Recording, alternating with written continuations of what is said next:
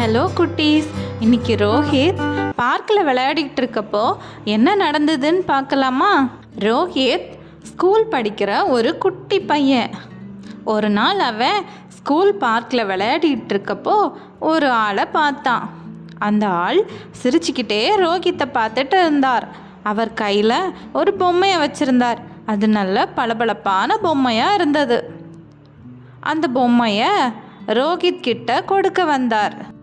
அந்த பொம்மை ரொம்ப அழகாக இருந்தாலும் ரோஹித் அவனோட அம்மா அப்பா சொன்ன அறிவுரையை ஞாபகப்படுத்தி பார்த்தான்.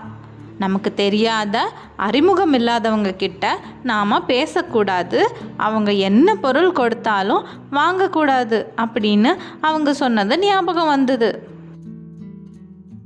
ரோஹித் தைரியமா இல்லை எனக்கு வேணாம் அப்படின்னு அந்த ஆள்கிட்ட சொல்லிட்டான்.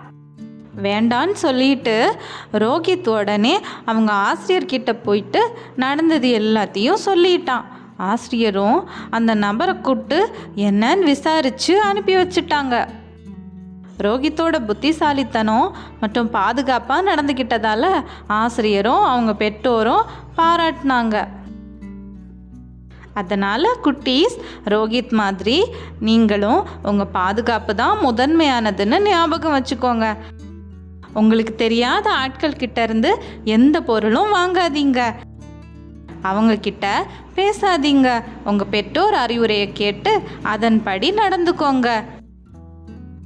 உங்களை சுற்றி நடக்கிறது தப்பாக தெரிஞ்சா உடனே உங்களுக்கு தெரிஞ்ச பெரியவங்க கிட்ட சொல்லுங்க.